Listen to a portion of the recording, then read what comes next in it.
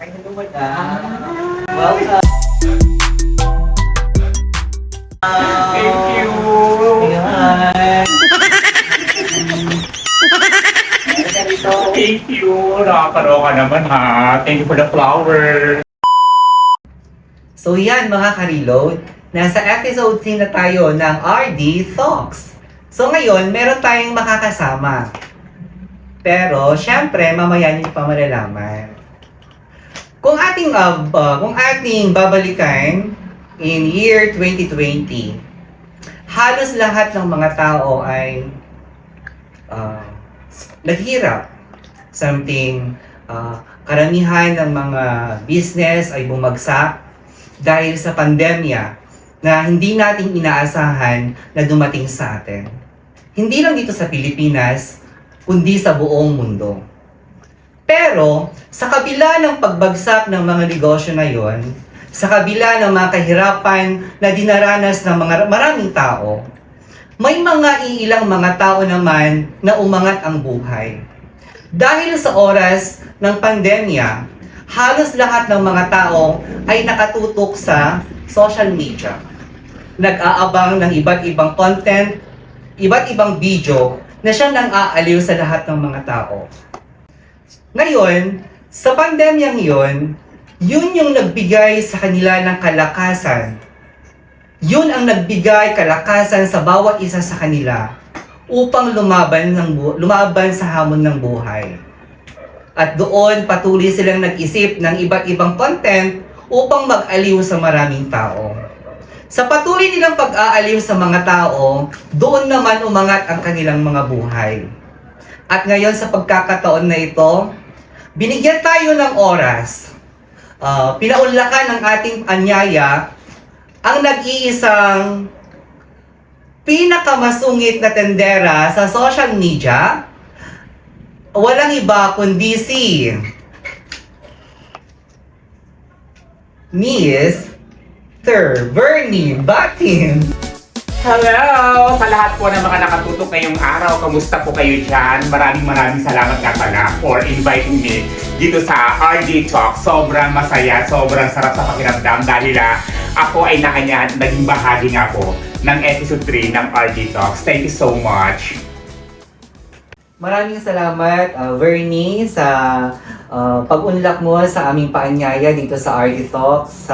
Kahit nasa sobrang layo ng iyong pinanggalingan, from Pangasinan going dito sa aming RD Talks sa Caloocan. So, maraming salamat po. So, sa pagkakataon na ito, mga ka-reload, makakasama natin yung pinakamasungit at tindera sa social media. At syempre, may mga nakahandang mga katanungan natin kay Bernie.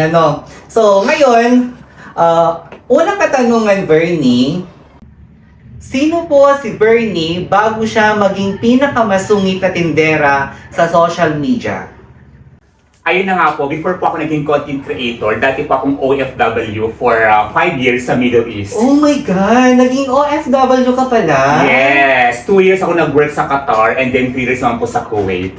Kaya sobrang maganda naging takbo ng buhay ko sa iba yung daigdig, iba yung daigdig, no? Sa kabilang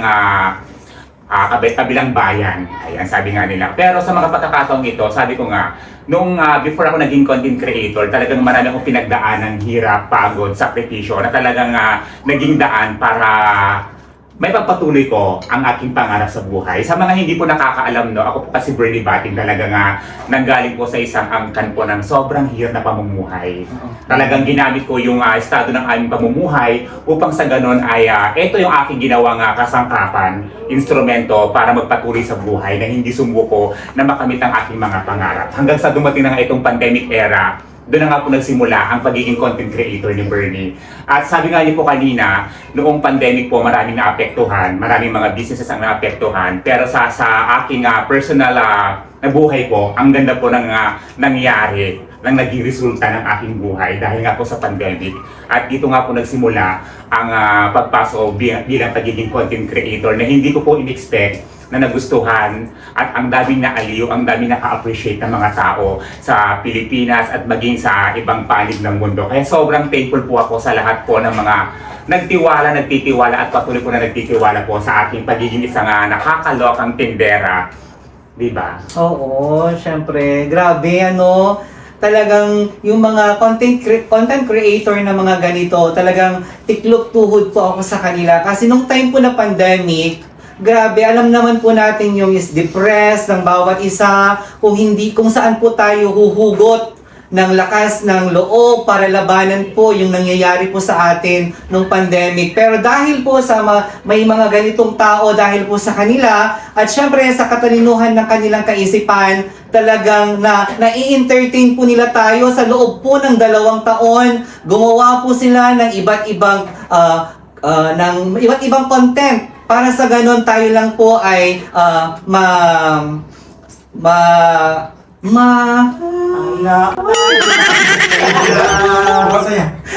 Mapasaya na maaliw. Oh yes, para tayo po ay maaliw o malibang sa mga stress po na nararanasan po ng bawat isa. So ngayon, 'di ba?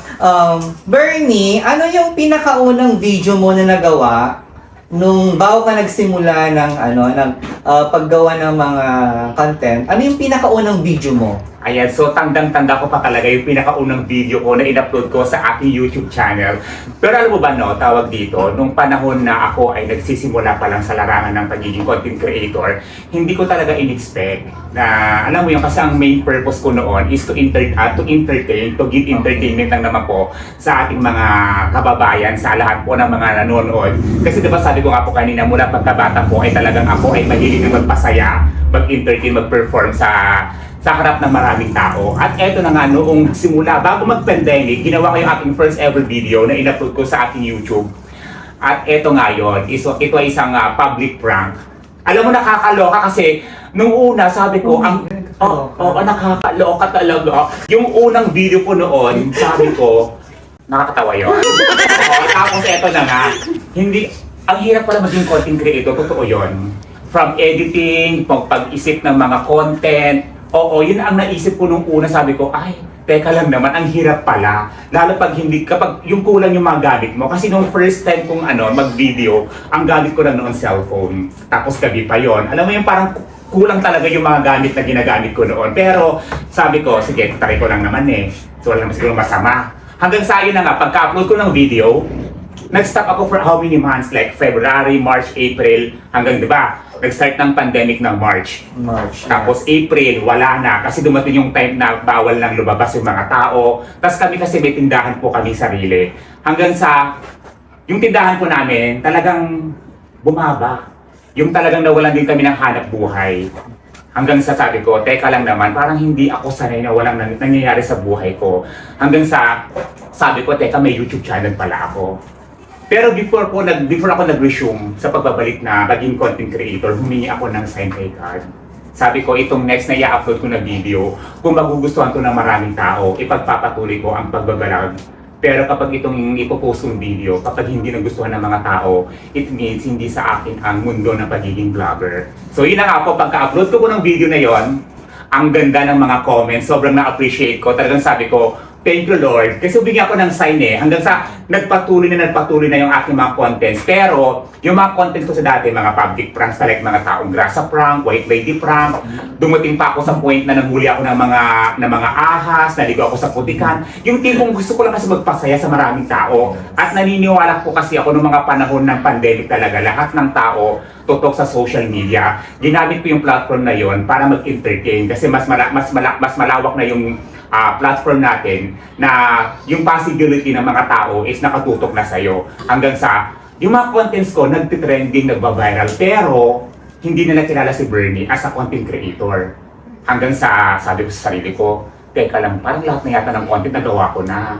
Why not gumawa ko ng isang TikTok content naman na gamit yung tindahan namin? Yung tindahan po kasi namin, nasa mismong bahay na po namin eh. Tapos gumawa ko ng isang short skit. Hanggang sa, naloka ako, kinabukasan, bakit nag-trending bigla yung video na yun, umabot ng ilang milyon. So sabi ko, baka, kasi may tinatawag kasi ng algorithm ng TikTok. So parang iniisip ko na nagkataon ng siguro. So ang ginawa ko, gumawa ulit ako ng panibagong content gamit ang tindahan namin.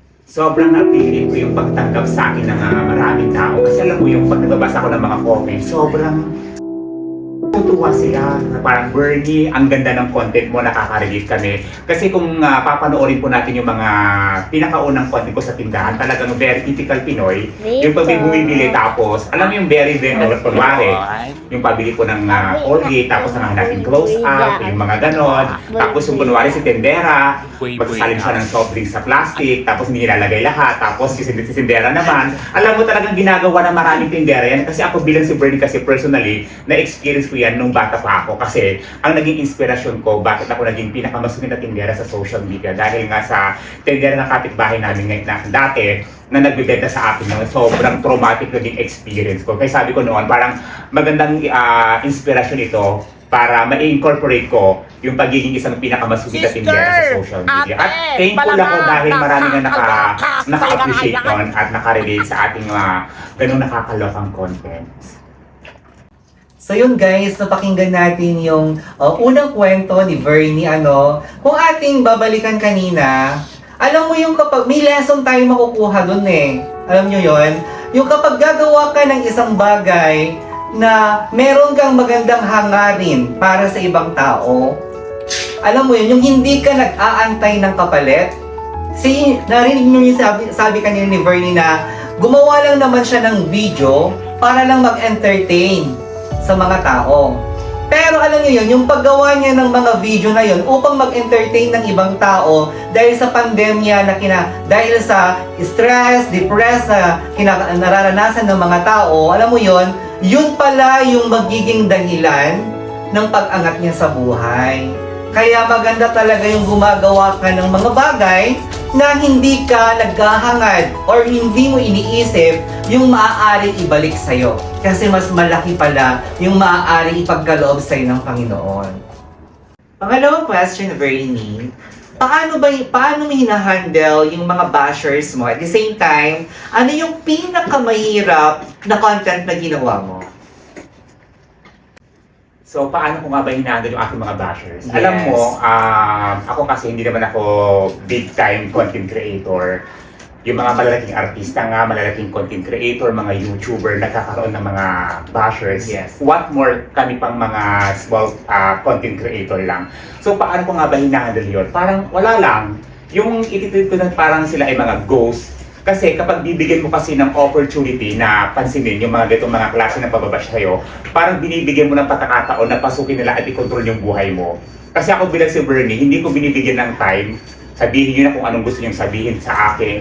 Ako kasi, hindi kita bibigyan ng panahon at oras para, alam mo yun, na instead na, tsaka ang nakakatuwa pa, ginagamit kong motivation yung mga negative comments na nakikita ko o nababasa ko sa aking mga social media accounts, yun ang ginagamit ko para pagtrabahuan ko pa, mas galingan ko pa lalo kung ano yung mga bagay na akala nila hanggang dun lang ako. At eto na nga, kung ano naman yung pinakamahirap na gawa kong content, sa totoo lang, bilang isang content creator, mahirap talagang mag-isip ng content. Sa araw-araw na gumagawa ako ng content, minsan, nauubusan ako ng ideas. Sabi ko, teka lang, ano pa ba yung mga contents na hindi ko pa nagagawa? Malaking tulong talaga na nagbabasa tayo ng mga comments kasi sa pamamagitan ng pagbasa natin sa mga comments, nakakatulong yung ating mga followers, mga supporters na makapagbigay sa atin ng mga idea na kung saan tayo ay nagkakaroon pa ng mas maraming content. Pero gaya nga po ng sinabi ko kanina, bilang isang content creator, sobrang hirap mag-isip ng content. Talagang minsan matototally mentally drained ka, physically drained. Talagang lahat ng aspeto ng iyong personality madidrain talaga. Plus yung makaka-encounter ka pa ng mga negative comments. Pero sabi nga nila, pag pinasok mo ang pagiging content creator, dapat ready ka. Ready ka sa bashing, ready ka sa mga negative comments. Kung mahina ka kasi, walang mangyayari sa'yo. Kaya ang isipin mo, the more bashers, mas makikilala ka ng mas maraming tao. Kasi mas tutulog yung pangalan mo di ba? Kasi, alam mo, nakakaloka ako nung mga panahon na ang sabi ko, ay, teka lang, di ba nga ako sikat, may basher na ako. Parang gano'n, parang thankful ako sa basher ko na yun. Pero, sabi ko naman, as much as na hindi naman below the belt yung sinasabi nila, hinahayaan ko na lang talaga. Huwag lang nilang idadamay yung personal na atake na, yung tipong idadamay na yung pamilya ko. Kasi nga sa mga hindi ko nakakaalam, yun po talaga ang weakness ko. Kapag dinami na yung pamilya ko. Sabi ko, pwede nyo akong laitin, pwede nyo akong saktan, pwede nyo akong murahin, huwag lang ang pamilya ko. Kasi pag ganun ang nangyari, si Bernie Bating ay ayoko magsalita, basta huwag nyo susubukan. Diba? Gusto mo yun?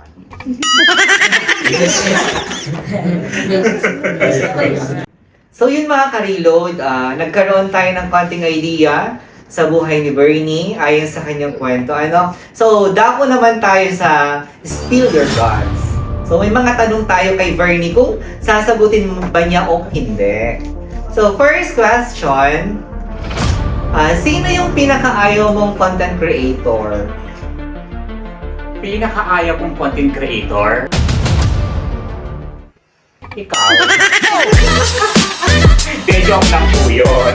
Sa totoo lang, no, gaya na sinabi ko sa'yo kanina, na napakahirap maging content creator. Wala akong karapatan na alam mo ba feel sa ibang kakapwa ko content creator na i-hate sila? Kasi what if sa kanila tinanong yun at ako yung binanggit nila, ano mararamdaman ko?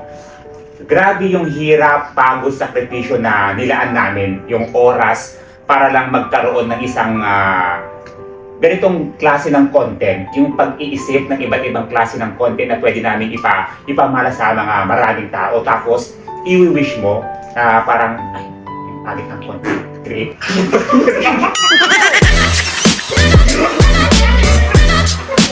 Talaga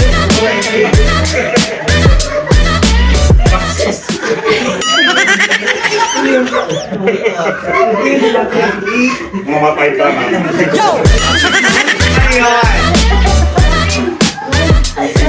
Ayun na nga, diba? Ako kasi personally, ayoko magkaroon ng hate na mga content creator dahil hindi lang ako talaga alam ko yung hirap, pagod ng pagiging isang content creator. Kaya sa mga lahat po ng mga content creator po dyan na katulad ko, mabuhay po tayong lahat, magtulungan po tayo dahil naniniwala po ako na kapag tayo magkakaroon ng isang samahan, magkakaroon po tayo ng, mas marami ang ating mapapasaya. Depende na lang po sa layunin ng bawat content creator. Kaya, ayun po, spread love, di ba? Yes. So, next question, Bernie. Kung bibigyan ka ng pagkakataon na mamili ng pwede mong kakulab, sino yon at bakit? Pero bago mo sagutin yan, magbabalik ang Arnica!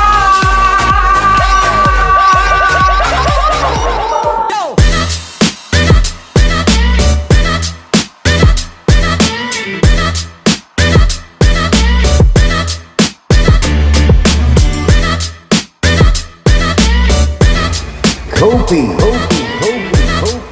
Godo, the phone pizza, fresh and delicious, touch and bucket, super daddy,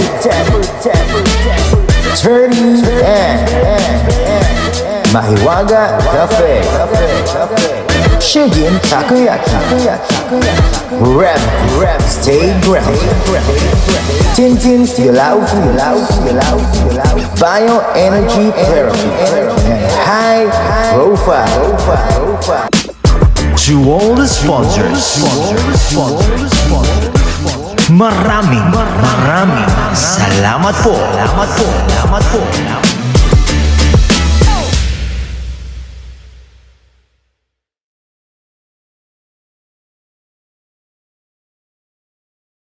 So yun guys, mga ka-reload, nagbabalik ang RD Talk! So ngayon, balikan natin yung question kanina kay Bernie. Bernie, kung bibigyan ka ng pagkakataon na mayroong makakulab, sino kaya yon at bakit?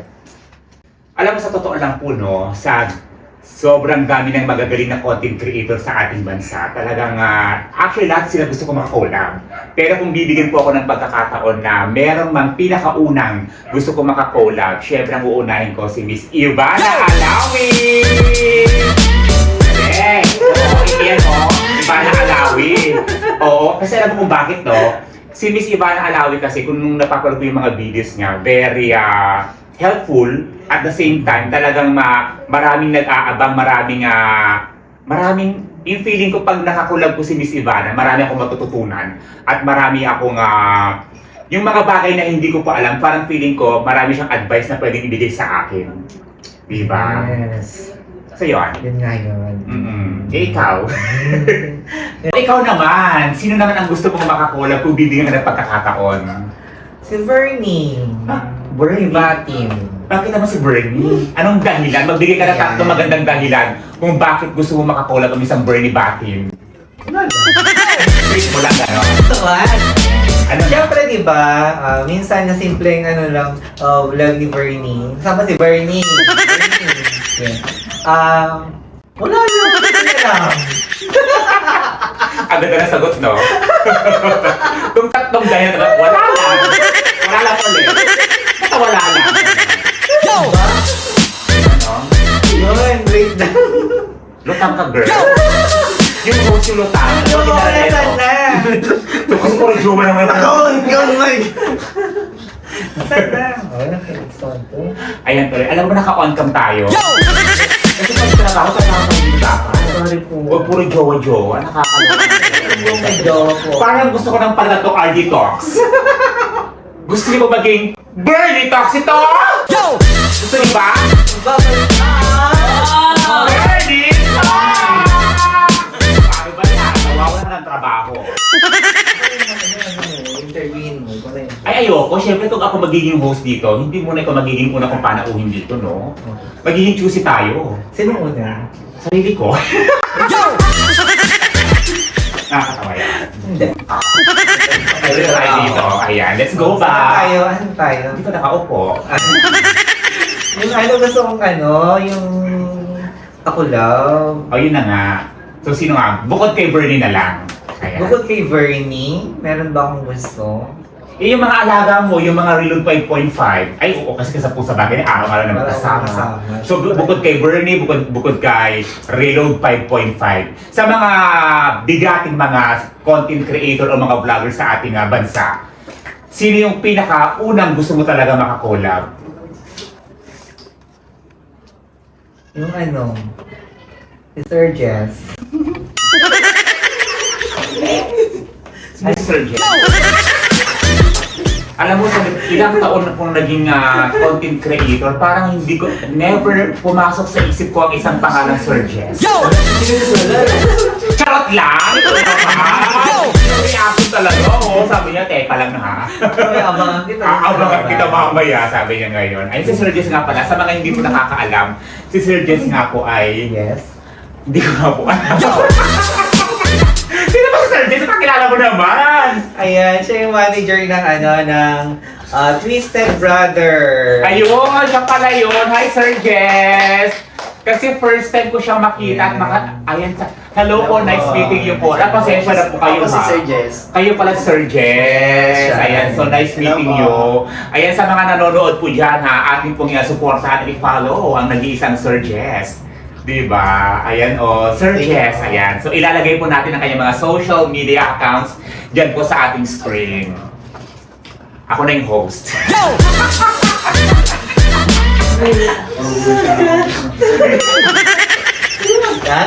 Uy, cut to! Full episode 2 eh. May part 1, may part 2. Sobrang haba ng discussion, no? Part 26 na. Naging serious. Next question na. Ako na magtatanong, gusto mo? Tanong ko, sagot ko, ganun gusto mo Yes. yun. Ano lang tanong? Sige, okay lang, magtanong ka pa. Ay, so yun nga. Next question, Bernie. Okay. Trabaho na tayo, no? Okay, next question. So yun, Bernie, last question. Kung bibigyan ka ng pagkakataon murahin ang isang channel, kanino yun at bakit? Ano po? Nakakaloka yung tanong. Parang ang hirap naman ng tanong na yun ha. Pero sige, sasagutin ko yan ng naaayon sa aking kaalaman. Bibigyan mo na ako ng pagkakataon na i-delete ang isang channel. Siguro channel 300? Or baka channel mo? Or baka channel niya? Yung channel ng mga bashers, gano'n. Gusto mo yun? Oh my God! Dapat meron sana gano'n, no? Yung mga channel ng mga bashers, no? Yes, ayan, go! Ano nga? So yun na nga. Channel mo ka, di ba? Joke yun. Joke lang, ito naman. Ayan, Siyempre, wala. Di ba sabi ko nga sa'yo, mahirap maging isang content creator. Kaya dapat sa lahat ng mga content creator po na katulad ko, tayo ay magmahalan, magsuportahan Yes. tayo. Kasi alam mo, dito sa mga content na ganito, iisa yung purpose natin magpasaya, magbigay ng kaaliwan sa mga tao, maging inspirasyon sa lahat ng mga tao. Kaya dapat lahat ng mga content creators nagtutulungan, nagmamahalan, at respeto sa bawat isa. Ano mga klase ng content mo, supportahan mo pa rin yan. Diba? Gaya nga po na sinabi ko kanina, paulit-ulit nga po na sobrang mahirap ang pagiging isang content creator. Ayan. So, spread love, Yes. diba? So, Bernie, kung bibigyan ako ng pagkakataon na bumili ngayon sa'yo dito, pagbibigyan mo ba ako? Walang pagkakataon. Kaya syempre, sabi ko nga naman, kung ikaw ay bibigyan ng pagkakataon na bumili sa aking tindahan, sino ba naman ako para hindi ka bentahan, di ba? Yes. Kasi bilang isang sari-sari store owner, alam mo yung kahit pa piso-piso na yung mga tubo natin yan, pag naipon yan, malaki din yan. Pero syempre, kung mangungutang ka, ibang usapan. Yes. Diba nakakaloka, no? Pag-utang dito, pagbili sa kabilang tindahan. Ano to? Diba? Yes! Yan! Pabili! Ano po yun? Pabili nga ng boyfriend! Ano po? Boyfriend! Boyfriend? Ako nga walang boyfriend, tapos bibili ka ng boyfriend sa tindahan namin. Wala kami boyfriend dito. Pabili nga mo ng boyfriend! Wala nga kami binibentang boyfriend dito. Ano ba binibili mo? Boyfriend! Ito namang bibili na to Ako nga single Single ako, wala akong boyfriend, kaya utang na loob, huwag kang bumili ng boyfriend dito. Pabili nga mo ng Ako ballpen! naman bibili na to wala kang bibili ng boyfriend dito. Paulit-ulit na lang tayo dito Pabili nga mo ng boyfriend! Wala kang boyfriend dito! Nakakaloka! Boyfriend yan! Labas ka! Boyfriend! Yung ba- Kailangan ko sa school yun! Boyfriend! Boyfriend? Bakit yun? Bakit to? Boyfriend? Kakaloka? Anong kulay? Pink! Bakla ka sa part na yun, ha? Bakla ka, no? Hindi po. Hindi ka bakla? Oo, ebidensya. Kailangan mo ng boyfriend. Nakakaloka tong bata ko. Ilang taong ka na ba? 12 ka pa lang. Oo. Nangyari. 12 plus 12. Pagod Plus 12. So yun, maraming salamat, Bernie. Binigyan mo ako ng pagkakataon bumili sa tindahan mo. So, bago tayo matapos, syempre, nais kong bigyan ka ng pagkakataon kung ano yung pwede mong i-share sa mga nag-i-start na maging content creator. Syempre, alam mo yung struggle ng nagsisimula pa lang, pwedeng panghinaan sila ng loob. Syempre sa mga struggle na makakaharap nila habang sila'y nagsisimula. So ano yung mga pwede mong i-advise po sa kanila? So ayun na nga po, sa lahat po ng mga nanonood po dyan, sa mga aspiring content creators po natin dyan, ang masasabi ko lamang po, ang aking natatanging advice po sa inyong lahat, huwag po tayong panghinaan ng loob, ipagpatuloy pa rin po natin ang ating mga pangarap sa buhay. At eto nga po sabi ko sa sarili ko, dapat pag pinasok mo yung pagiging content creator, dapat maging masaya ka sa ginagawa mo. Huwag mong isipin kung magkano yung perang pwede mong sahurin sa mga content videos na ginagawa mo. Pinakauna talaga sa lahat, kailangan maging masaya ka sa ginagawa mo. Kasi pag naging masaya ka sa ginagawa mo, mas magiging magaan ang iyong trabaho. At syempre, sa mga aspiring content creators dyan, ipagpatuloy niyo naman po ang inyong mga ginagawa sa buhay. Inspire other people. Tapos, lahat po tayo ay magtulungan. At naniniwala po ako na balang araw, lahat po tayo ay unti-unti natin makakamit ang lahat ng ating mga pangarap sa buhay. Diba sabi nga nila, huwag tayong tumigil, ipagpatuloy ang ating pangarap. Patuloy ang pangarap, magtiwala ka sa sarili mo. At number 1, magtiwala ka sa Diyos. Ayun lamang po. Thank you. So yun mga ka-reload, napakinggan natin si Bernie. At the same time, ang nakuha nating aral dito is, kung gagawa tayo ng mga bagay, huwag po tayong maghahangad ng pwedeng kapalit nito. Dahil sa hindi mo paghangad ng kapalit, mas malaking pagkakaloob sa ng Panginoon. At lagi nating tatandaan, life is full of choices. Pwede kang maging mabuting tao, pwede kang maging masamang tao. Pero lagi mong tatandaan at lagi mong pipiliin ang maging isang mabuting tao. At dito na po nagtatapos ang episode 3 ng RD Talk!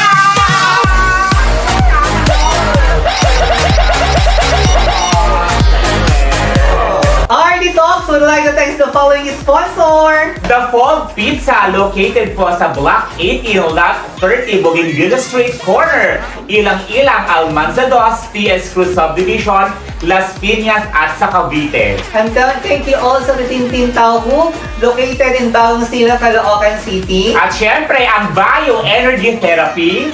At ang Mahiwagang Cafe Milk Tea. At ang Shujin Takoyaki, located on UCC Along Congressional Road, near Santo Niño de Congreso Church, Barangay 173. And thank you so much, 30 and located po yan sa Bagong Silang, Caloocan Branch. And high-profile work until expensive becomes cheap. At syempre, ang Catch and Bucket Seafood na matatagpuan po sa Lot 183, Pasio, Tyrona Street, Barangay Anabo, 2nd floor, Golden City Corner, Aguinaldo Highway sa Imos, Cavite. And thank you also to Gravity, located in Payatas A, 9 Peña Franchise Street Area A, Barangay Payatas. At ang Coffee Tea and Gujo na matatagpuan po sa Iguampo Avenue, Tala, Caloocan City. And thank you also to Super Daddy, located in Tala, Caloocan City. And thank you to Daily Pretty Skincare and Love is Spelled by MMTV Production. Bye-bye!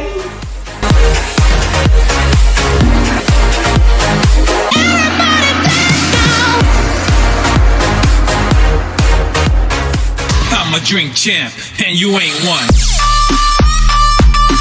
Go.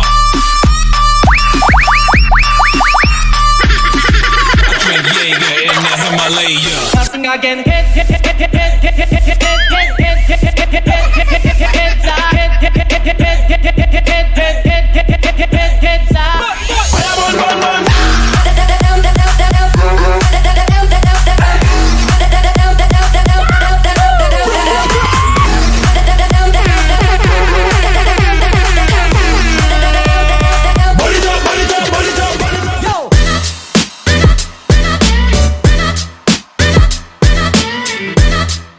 Boyfriend, boyfriend yun!